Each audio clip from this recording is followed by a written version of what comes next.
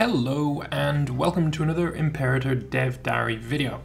So today we're going to be talking about changes, or rather just the way that warfare works in Imperator.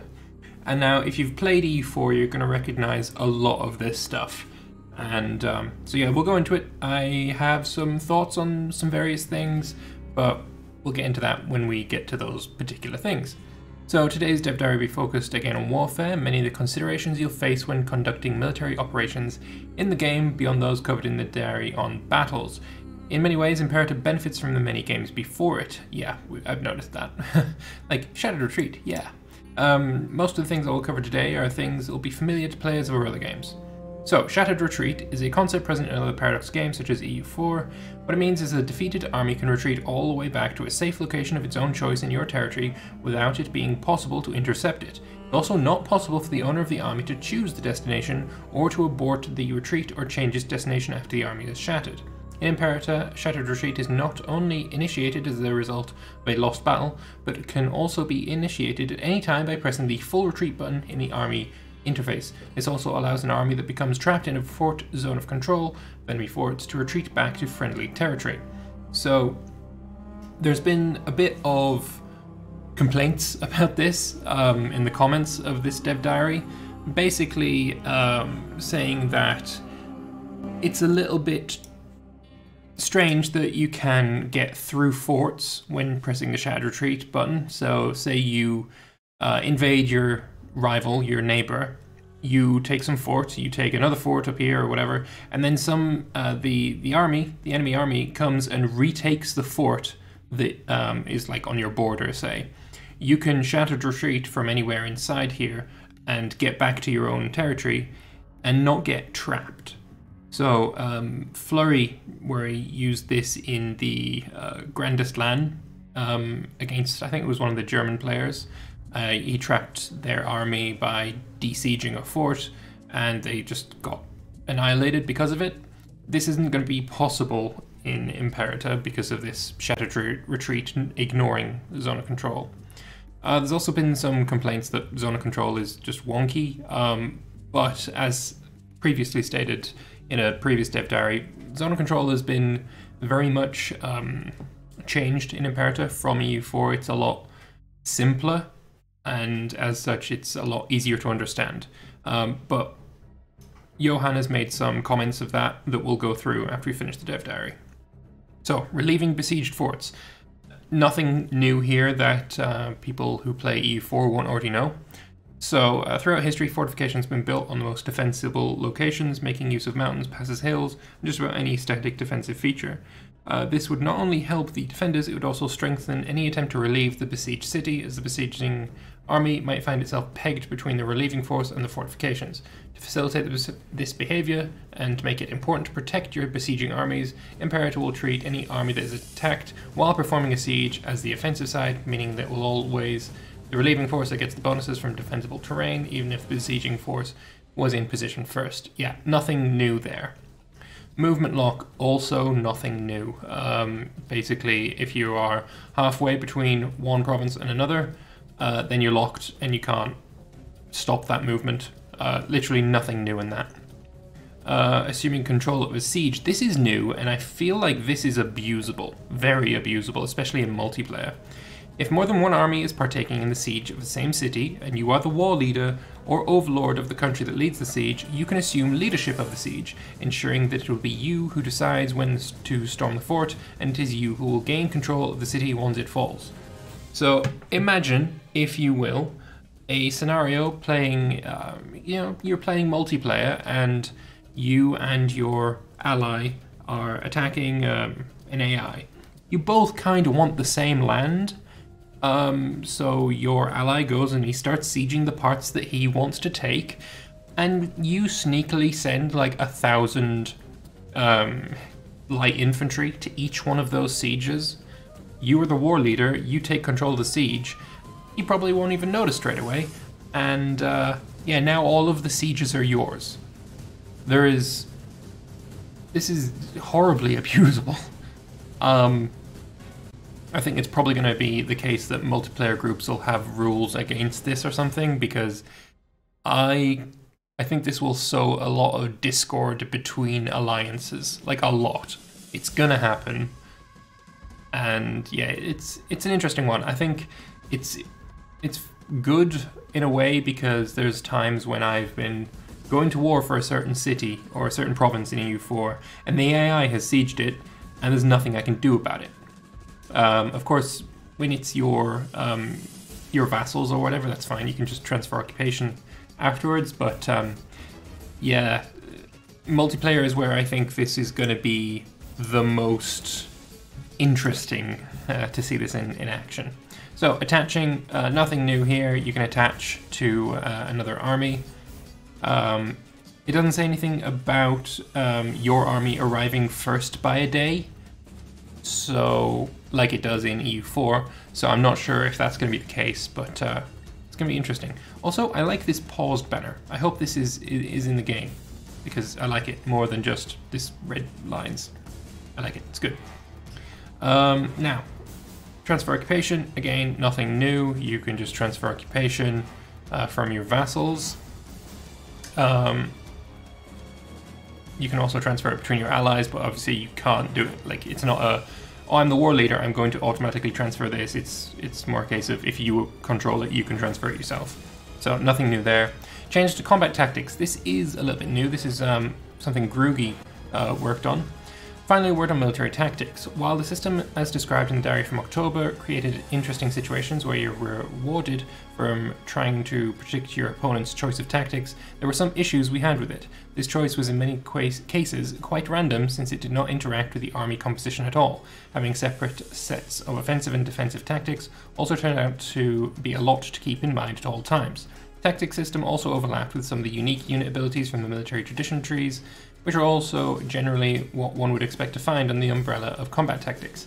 So what he basically means by this, that it doesn't interact with your army composition, is you could have a case where you chose phalanx, I think phalanx was one of them, the phalanx tactic, and you had no heavy infantry or light infantry. Maybe you had just, you know, a bunch of light cav or a bunch of chariots in phalanx strategy, and that would obviously not work.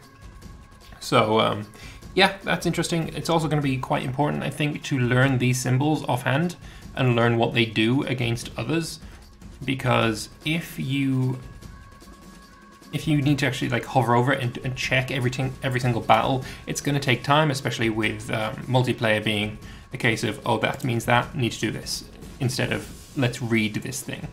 That's going to be quite important. That's going to be a thing that multiplayer people need to bear in mind. I think it's going to be quite interesting as well if you have say a scout stack. Say you have like 10 light infantry. You want to send them, you know, basically to die on your opponent's army, purely to see which action he's using. So yeah, it's we'll see. I think shock action seems to be, well, I imagine is going to be what most people are going to be using, just because it's shock action plus 50% on your heavy infantry. Like, that's awesome. And obviously you can see what the different strategies used there. There's not all of them, because there is a tiger in say plus 10% against the tiger for shock action, and I don't see a tiger on the left hand side. So whether that is something that a different culture can use, or maybe there's a scroll bar that I can't see, I'm not sure, but we'll have to wait and see on that one as well. So moving on, for these reasons, we've implemented a number of changes to the tactics system, mainly pioneered by Grugy. There's no longer both defensive and offensive tactics. Instead, you pick just one for your army, and it will apply whether you are the attacker or the defender. While the bonus for or penalty tactics provide is still dependent on how well they work against the tactic chosen by the opposing side, their efficiency is now dependent on the composition of your army. So the unique stances from military traditions now have been reworked into the combat tactics you unlock, with slightly higher bonuses and different matchings than the base ones. But like all tactics, they have to be matched with the one that is most vulnerable to have an effect. So yeah, basically if you have a lot of heavy infantry, phalanx is going to work really well. If you have heavy infantry, shock's going to work really well. If you have, say, light cavalry, envelopment's going to work really well. Obviously he's only got 2 heavy infantry and 2 light cav here, so you can't really see all of the different things that it's going to do, but you know, deception works for light cav, skirmishing works for light cav, bottleneck works for heavy infantry, etc, etc. It would be nice if he had more types of units in his army, so we could see all of the different actions, but maybe in the future. There's the same amount there. He's got archers there now, and it'll show you bottleneck works for archers. Skirmishing works for archers, etc, etc. So yeah, the more units you have in your army, the more you can, you know, see what they do. So that's nice. At maximum efficiency, the generic combat tactics confer a plus 20% bonus, with unlockable tactics from traditions adding another possible 5%. All generic tactics will have unlockable tactics that they are more efficient against and more vulnerable to, and vice versa. I see myself having like a heavy infantry stack using maybe bottleneck or shock action, and then I'll have like a light cav / horse archer stack that uses skirmishing or envelopment or something, purely so that I can, well, probably actually, which one would I probably use? Which one's good against shock action? Bottleneck, maybe. Phalanx is good against it. I don't know. I guess we'll just have to wait and see what happens, right? It's going to be something that we need to experiment with and see which one the AI likes to use, see which one other players like to use. I'm sure everyone's going to have their favorites, or maybe they'll have each army on a different one. I don't know. It's going to be interesting. I like this. I like this. Personalization of your army. Why not? As an example, the unlockable phalanx tactic is particularly effective against the shock action tactic, but how much of a bonus you get out of it will depend on how suited your army is to perform it. In the example above, it amounts to 9.7%. No, that's actually plus 22%. Oh no, it's right here. Yes, no, you're right. My bad. The new system still keeps the element of attempting to predict your opponent's choice of tactics, while at the same time adding to the equation that certain tactics are more efficient depending on your army composition. So does it cost anything to click? It doesn't seem like it, so it's a free choice. And so you can, I wonder if it's going to be a morale hit when you do it. It doesn't say anything about it, so it looks like just a free click. Maybe there might be a month cooldown. That would be probable. So, in the above battle, the Seleucids have picked up the phalanx tactic, which is efficient against the shock action tactic chosen by the Antigonids. Since the Seleucid troop composition matches the ideal for their chosen tactic reasonably well, then they are able to. That's all for this week. Back on Monday for another dev diary on the barbarians and various ways to handle them. So, again, someone's asked if only heavy infantry, archers, and light cav have it. No, that's not the case. You can see there when he's on the tactic effectiveness, it'll show you the different things for all of the various units, but the army only has those units in it. Also, there is this comment here: will the AI know how to play the minigame with the tactics? Chain guns implemented a base system for the original system, and I added support for it to be aware of these changes, and then after that chain guns improved it further. So apparently the AI is decent, or good at doing these tactics. We shall see how true that is. I'm gonna trust him. I see no reason not to. And then Johan here with his wonderful community, speech. I think being trapped in the zone of control due to pushing in too far could have a great gameplay feature, something that should be intentionally removed. Is there a reason why this change was implemented? And Johan, reading the EU forum for the past 5 years about zone of control system being broken. Yeah. I mean, there is certainly cases where I do think it is a little wonky. I wouldn't say broken, though. Who gets the defensive bonus when there's no fort? Yeah, there's nothing question. Everyone knows that one, apart from that guy. You don't pick the destination in a shattered retreat. It always retreats all the way back to your own territory, to a location you do not choose and cannot change. So just, retreating by clicking on a province, apparently not a thing. Not sure yet. And then Starch Detect, oh, I know you. Problems with the zone of control is never getting stuck by it, but by the AI's uncanny ability to circumvent everything I'd worked for with magic and misdirection. So Johan says the AI doesn't cheat it, there's just so many arcane rules to handle the possibility to move out from chained zone of control. Imperator does not have chained zone of control, and the rules will make you cut off. So, on the one hand, I want to say, okay, yeah, I mean, the dev has said it doesn't cheat, fair enough. But there have been cases where in EU4 I have seen the AI do something that looked totally wonky. I have loaded up a save, tag switched to that nation, and been unable to do the same maneuver. So, no,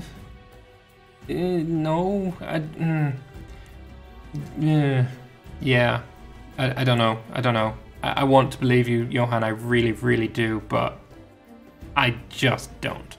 I'm sorry. You may think they don't, but they do, basically.